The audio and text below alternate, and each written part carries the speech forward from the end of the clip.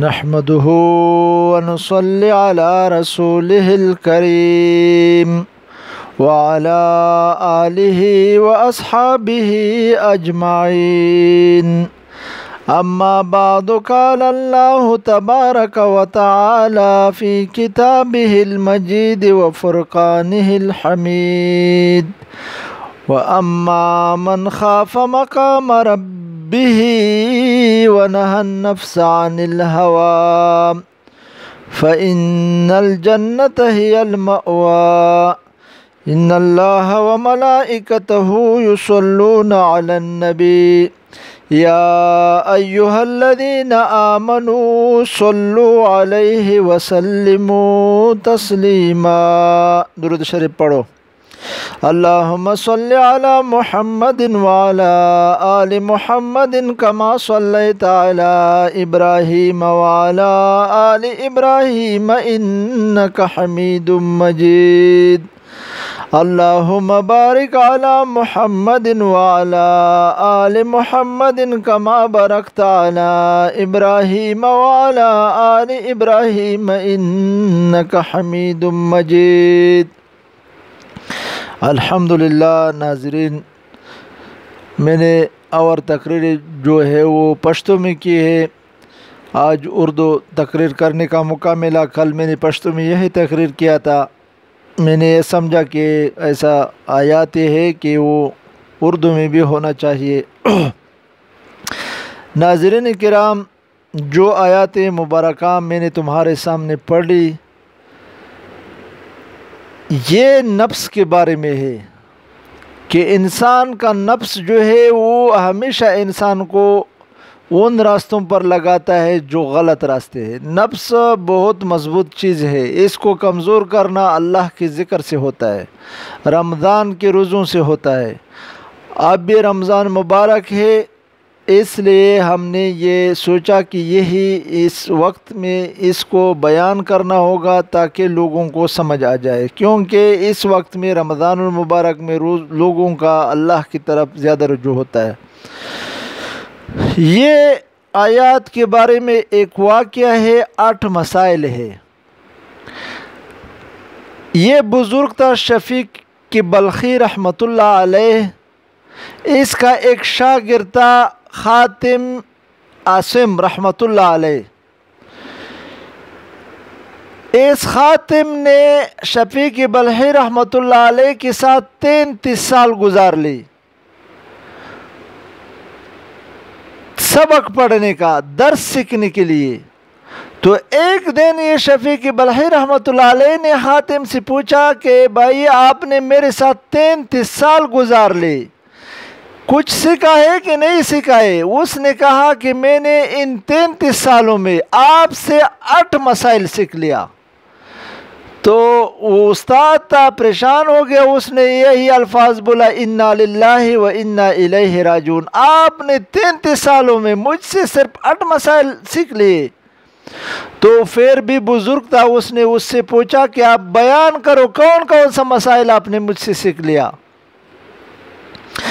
تو خاتم نے فرمایا، پہلا کہ یہ ہے کہ میں نے مخلوق کو دیکھا تو معلوم ہوا کہ ایک شخص ایک محبوب ہوتا ہے جو قبر تک اس کے ساتھ رہتا ہے. جب وہ قبر میں جاتا ہے تو اپنے محبوب سے جدا ہوتا ہے. اس لیے میں نے اپنے محبوب حسنات کو ٹھہرا لیا. جب قبر میں جاؤں گا تو میرا محبوب میرے ساتھ رہے گا. شفیق نے دوسرے مسئلے کے بارے میں کہا اس کو. تو اس کا مقصد یہ ہے میرے بھائی، یہ پہلا مسئلہ جو اس نے بیان کیا، اس کا مقصد یہ ہے کہ یہ خاتم نے یہ سوچا کہ میں نے جتنا لوگوں کو دیکھ لیا، کوئی رشتہ داروں سے پیار کرتا ہے، کوئی رشتہ دار اس سے پیار کرتا ہے، کوئی دوست بناتا ہے وہ اس سے پیار کرتا ہے، کوئی بیوی بچوں سے پیار کرتا ہے.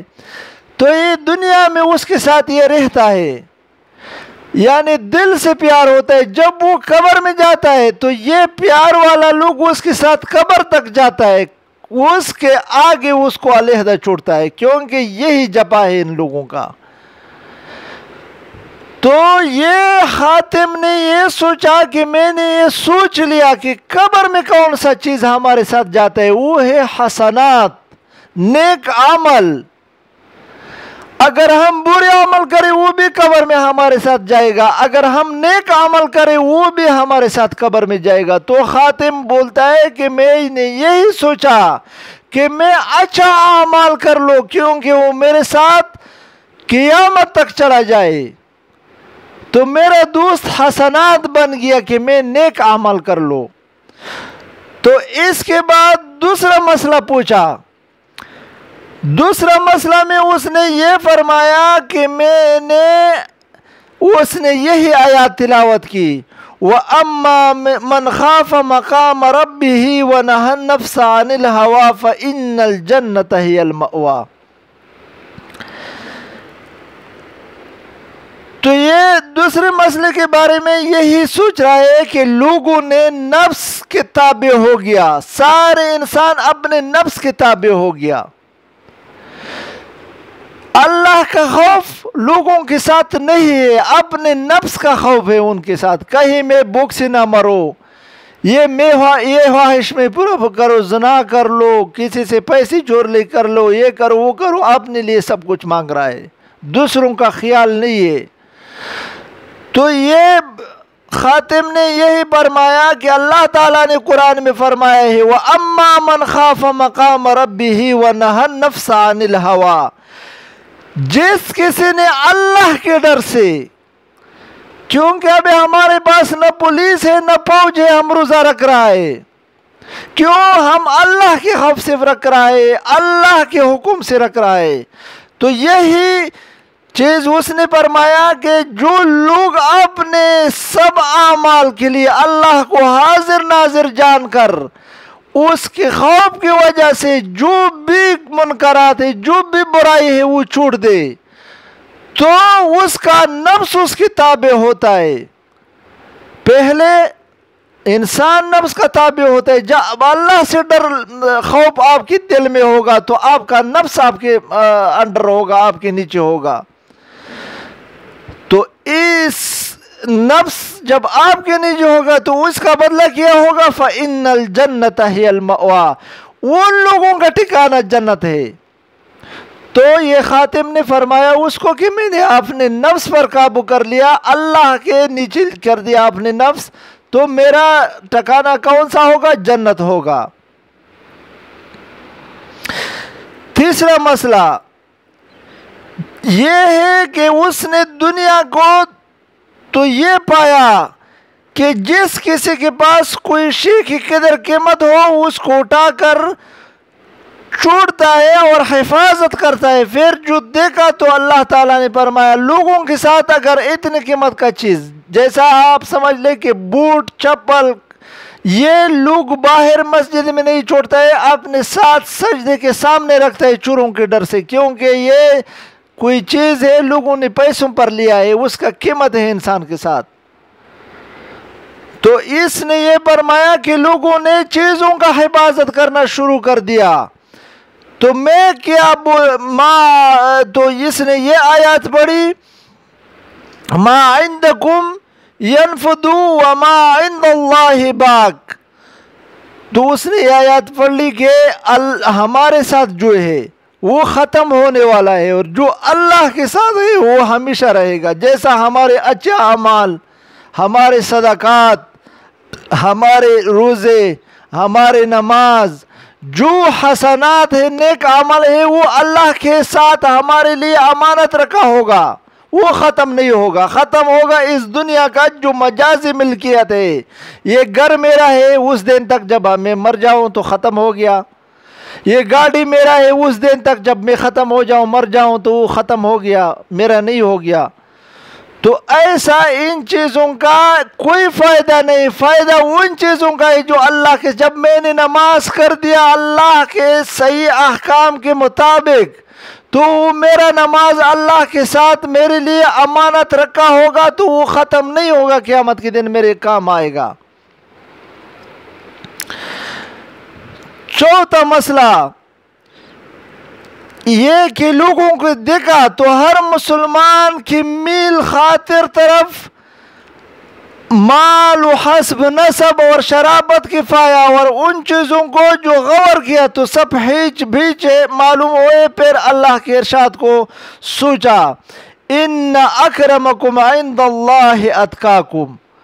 دیکھو میرے بھائی، آج کل جب ہم کسی کے پیچھے پڑتے ہیں تو اس کا یہی وجہ ہے کہ یا وہ کوئی بڑا افسر ہوگا، اس کے مقصد کے لیے ہم اس کے پیچھے جاتا ہے، یا اس کے ساتھ دولت ہوگا، اس دولت کے پیچھے ہم اس کے پیچھے چلا جاتا ہے، یا اس کے ساتھ کوئی سرداری ہوگا، اس کی وجہ سے ہم اس کے پیچھے جاتا ہے، کیونکہ ہم یہ سمجھ رہے ہیں کہ یہ لوگ شریف ہے۔ لیکن یہ خاتم نے سوچا کہ میں ان لوگوں کے پیچھے نہیں جاؤں گا، کیونکہ اللہ کے شریف لوگ کون ہے؟ ان اکرمکم عند اللہ اتقاکم، اللہ کے نیز وہ لوگ جو تقویدار ہے وہ شریف لوگ ہیں۔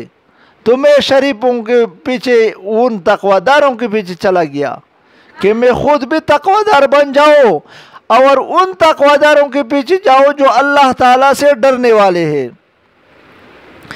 پانچواں مسئلہ جب ان سے پوچھا گیا تو اس نے یہ کیا کہ لوگوں کو دیکھا کہ ایک دوسرے پر گمان بد کرتے ہیں اور برا کہتے ہیں، اور اس کی وجہ حسد ہے۔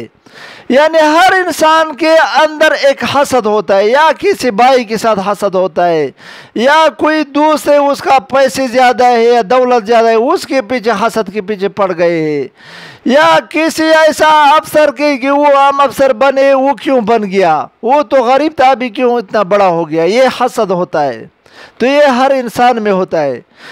تو اس نے بولا کہ سب لوگوں کے اندر حسد ہے،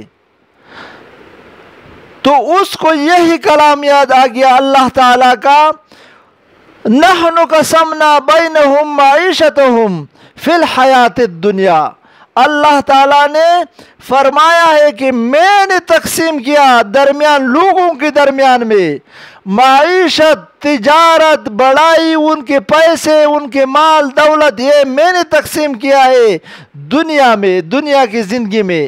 دیکھو مسلمان بھائیوں، اگر کسی کے ساتھ پیسہ ہے تو اللہ تعالیٰ نے دیا ہے، اگر کسی کے ساتھ اچھا گھر ہے، بلڈنگ ہے تو اللہ تعالیٰ نے دیا ہے، اگر کسی کے ساتھ گاڑی ہے تو اللہ تعالیٰ نے دیا ہے۔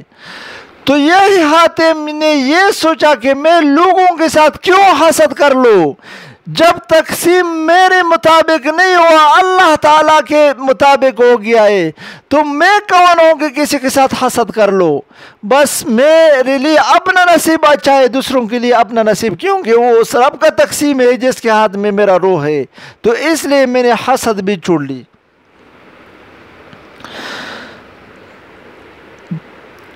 چھٹا مسئلہ یہ کہ لوگوں کو دیکھا کہ ایک دوسرے سے سرکشی اور کشت و خون کرتے ہیں۔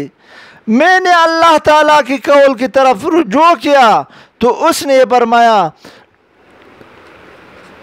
ان الشیطان لکم عدو فاتخذوه عدوا انما يدعو حزبه ليكونوا من اصحاب السعیر۔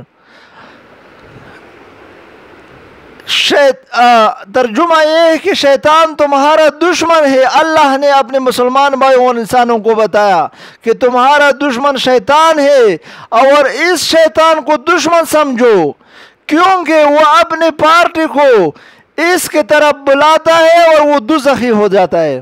دیکھو مسلمان بھائیوں، کسی سے دشمنی نہ کرو، کیونکہ ہمارا دشمن جو ہے وہ شیطان ہے، وہ اللہ نے ہمیں حکم کیا ہے یہ تمہارا دشمن ہے، ظاہر دشمن ہے۔ تو یہ خاتم نے یہ سوچا کہ میں انسان اور مسلمان کے ساتھ کیوں دشمنی کروں، کیونکہ اللہ تعالیٰ نے مجھے بتایا ہے کہ شیطان تمہارا دشمن ہے اور اس کو دشمنی پر رکھو۔ کیونکہ شیطان کا نقصان کیا ہے کہ وہ لوگوں کو ورغلا کرتا ہے، دھوکہ دیتا ہے، لوگوں کو اپنی پارٹی مضبوط کرتا ہے کیونکہ یہ مسلمان جہنمی ہو جائے، یہ دشمن ہے ہمارا۔ تو خاتم نے بولا کہ لوگوں کو کا دشمنی میں نے چھوڑ دیا، دشمنی میں نے رکھ لی کس کے ساتھ؟ شیطان کے ساتھ۔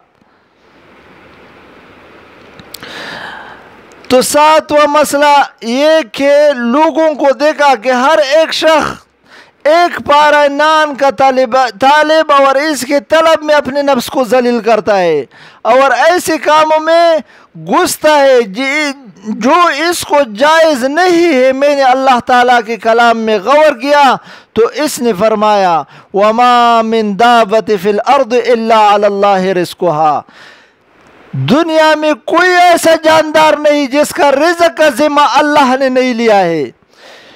یہ خاتم نے یہ بھی اپنے استاد کو فرمایا کہ استاد جی وہ 8 مسئلوں میں کہ میں لوگوں کو دیکھتا ہوں کہ بڑے بڑے لوگ ہوتے ہیں 100 روپے کے لیے اپنا سارا عزت ذلیل کرتا ہے، اپنا نفس ذلیل کرتا ہے، کیونکہ وہ 100 روپے کسی کا جائیداد ہوتا ہے، وہ جائیداد کے پیچھے پڑ جاتا ہے، دوسروں کو مارتا ہے جائیداد کے لیے۔